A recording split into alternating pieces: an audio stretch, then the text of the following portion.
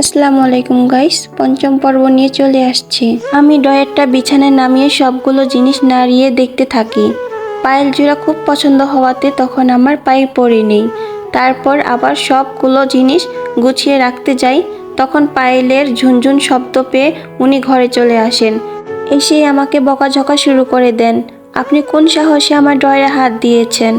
আপনাকে কে অনুমতি দিয়েছে? আপনি একবারও আমাকে জিজ্ঞেস করেছেন? বলেই সামনে এসে আমাকে একটা থাপ্পড় মেরে বসে। আজ পর্যন্ত কখনো আমার সাথে এমন কেউ করেনি, অথচ ওই দিন আমাকে থাপ্পড় দেওয়ার মানেটা আমি আজও বুঝিনি। কিন্তু থাপ্পড় খেয়ে আমার মাথায় রাগ উঠে যায়। আমি উল্টো ওনাকে ঝাড়তে শুরু করি। আপনি কোন সাহসে আমার গায়ে হাত তুলেন? আপনি কি ভাবছেন আমি কিছুই বলবো না? আমাকে আর সে আর প্রতি উত্তরে কিছুই বলেনি। তারপর আমি সেদিনই বাবার বাড়ি চলে আসি। আমার বাবার বাড়ি চলে আসার পর ডিভোর্স লেটার পাঠায়। বাবার হাতে পড়তেই বাবা আমাকে ডাকতে থাকেন আর বলতে থাকেন, এসব কি? মা মরছে এখনো 15 দিন হয় নাই, আর এর আগেই তোকে ডিভোর্স দিয়ে দিছে। ও ভাবছেটা কি? আমার আগেই সন্দেহ হয়েছিল। খালি যখন ওর মা এসা বিয়ে ঠিক করে গেছে, তোর মা তো খালি লাফাইছে, পোলা ভালো কইয়া। এখন যে তোর জীবনটা নষ্ট কইরা দিল। ততক্ষণে আমার ভাবি রান্নাঘর থেকে দৌড়ে আসে, এসে বলতে থাকে, পোলাটা তো এত ভালো ভাবছিলাম, আর তার ভিতরে ভিতরে এই মায়ের পছন্দ বিয়ে করে এখন মা মরতে না মরতে অমনি ডিভোর্স দিয়ে দিল। এতক্ষণে বুঝলাম, তাইলে মনে হয় মারে খুশি করার লাইগা বিয়া করছিল। এখন মা মইরা গেছে গা, আর বউ ডিভোর্স দিয়া দিছে। আমি শুধু অভিনয়ের কান্না করতে থাকি। ভাবি আমার মাথায় হাত দিয়ে বলতে থাকে, কান্দিস না, আমরা আছি না, কাঁদতে হইব না তোর, আমরাই তোরে দেখা রাখমু। আমি শুধু অভিনয়ের কান্নাকাটি করে নিজের ঘরে এসে দরজা দিয়ে বসে থাকি আর ভাবতে থাকি, সব কিছু তো আমার কারণে হয়েছে, সব দোষ তো আমার, ওনার তো কোনো দোষ নেই। আমার পরিবারের সবার কাছে উনি এত প্রিয় ছিল, আর আজকেও সবাই ওনাকে নিয়ে কত খারাপ মন্তব্য করতেছে। সব কিছুতে তো আমারই দোষ। এখন যদি গিয়ে আমি আমার দোষের কথা বলি, আব্বা আমাকে আস্থা রাখবে না। আমি ওই দিন রাতে বয়ফ্রেন্ডকে ফোন দিয়ে ডিভোর্সের কথা জানাতে ও যেন চমকে ওঠে আর বলতে থাকে, কি বলো এইসব? ফাজলামো বন্ধ করো, ডিভোর্স দিছে বললেই হয়ে গেল? আমি বলি, হ্যাঁ, মহারণার সব টাকা আগে পরিশোধ করা ছিল, বিয়ের দিনই দিয়ে দিয়েছিল, তাই সমস্যা হয় নাই। ও বলে, তবে এখন কি করব? আমি বলি, তুমি এবার তোমার বাসায় জানাও। সে উত্তর দেয়, কি বলছো তুমি? বাসায় জানালে হবে নাকি? আমার বাড়িতে রাজি হবে না। আর তাছাড়া ডিভোর্সি মেয়ে কি ভালো নাকি? আমি বলি, কি বলতে চাও তুমি? ডিভোর্সি মেয়ে ভালো না মানে? আমি কি করছি? তোমার কথা মতোই তো আমি আমার স্বামীর সংসার ছেড়ে আসছি। এবার তুমি তোমার বাড়িতে জানাও। সে বলে, এটা কোনোদিন সম্ভব না, আমি পারবো না। আর তুমি যদি আমাকে বিয়ে করতে চাও তবে পালিয়ে বিয়ে করতে হবে। আমি বলি, পালিয়ে বিয়ে করব কেন?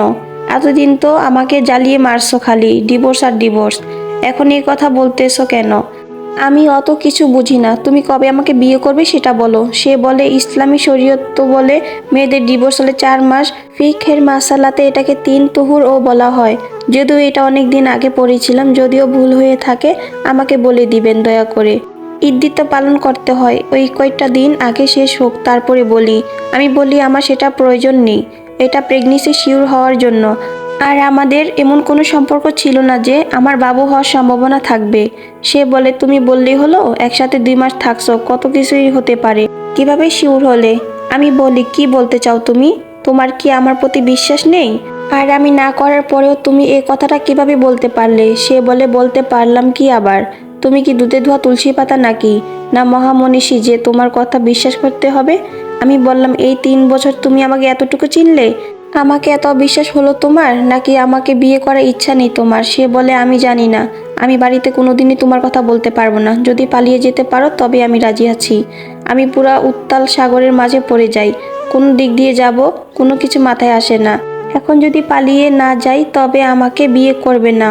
আবার পালিয়ে গেলে আমার বাবার সব মান সম্মান ধুলায় মিশে যাবে, সবাই মজা করবে। তারপরও আমি বাধ্য হয়ে ওকে বলি যে হ্যাঁ, আমি পালিয়ে যেতে রাজি আছি। এখন বলো, কবে বিয়ে করবে? সে বলে, সেটা আমি কি করে বলবো? তুমি ঠিক করো, আর টাকা ম্যানেজ হলে তারপর আমাকে বলবে। আমি বলি, টাকা ম্যানেজ হলে মানে? টাকা কি আমি দিব নাকি? টাকা আমি কোথায় পাবো? সে বলল, টাকা কোথায় পাবে মানে? দেনমোহরের টাকা কি করছো? আমি বলি, দেনমোহরের টাকা উনি বিয়ের সময় পুরোটা দিয়ে দিয়েছিল, ওটা আব্বুর কাছ থেকে আমি নিতে পারবো না। সে বলে, নিতে না পারলে বিয়ে হবে কি করে? আমি একটাও খরচ করতে পারবো না। আমার কাছে কোনো টাকা নেই।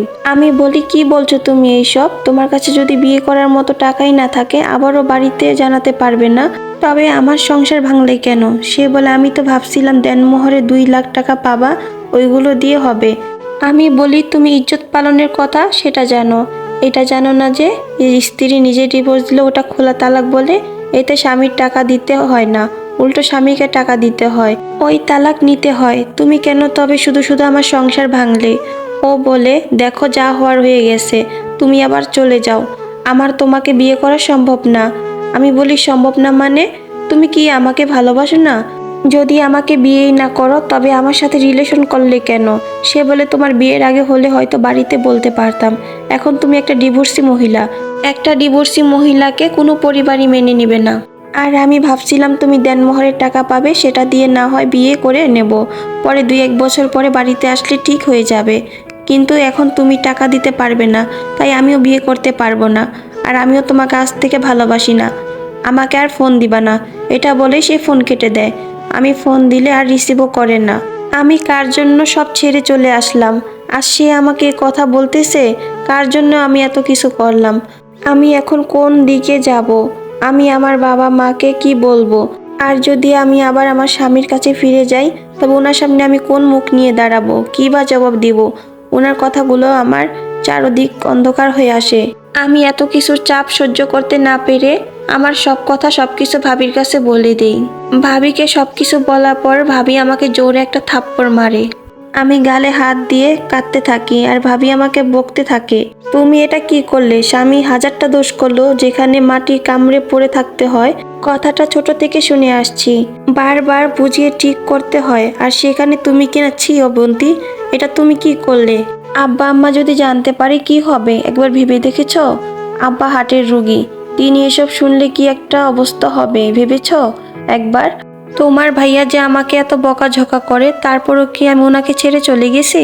আর তুমি কি না কোনো কারণ ছাড়াই স্বামী সংসার ছেড়ে চলে আসছো? ওই দিন আব্বা জামাইকে এতগুলো কথা শুনিয়ে আসছে, এখন কোন মুখে তুমি জামাইয়ের সামনে যাবে? আর আব্বা কি কোনোদিনও জামাইয়ের সামনে যেতে পারবে?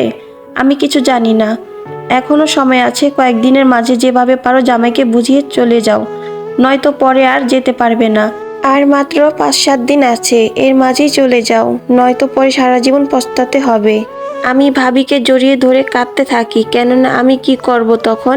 আমার মাথায় কিছুই আসছিল না, আমি কেবল কান্নাকাটি ছাড়া আর কিছুই করতে পারছিলাম না। ভাবি আমাকে সান্ত্বনা দিয়ে বলে, এখন আর কেঁদে কি হবে, যা করার তা তো করেছই। আমি তোমার ভাইয়াকে বুঝিয়ে বলবো, দেখি কি হয়। আমি ভাবিকে বারবার না করতে থাকি, ভাবি ভাইয়ার যে রাগ আমাকে আস্ত রাখবে না। ভাবি বলে তাহলে কি আব্বাকে বলবো এখন যাতে উনি স্টক করে? আমি বলি ভাবি না না, আব্বুকে ভুলেও বলা যাবে না, সবকিছু যদি ঠিক হয় তবে আব্বুকে বলো। ভাবি বলে তাহলে দেখো আগে তুমি কথা বলে, যদি ঠিক না হয় তবে না হয় তোমার ভাইয়াকে বলবো। অতঃপর ভাবি চলে যায়, আমি ওনাকে ফোন দিই কিন্তু ফোন ঢুকে না, আমার নাম্বারটা হয়তো ব্লক করে রেখেছে। আমি ভাবি ফোন নিয়ে ফোন দিই, 2-3 বার রিং হওয়ার পরে উনি ফোন ধরে।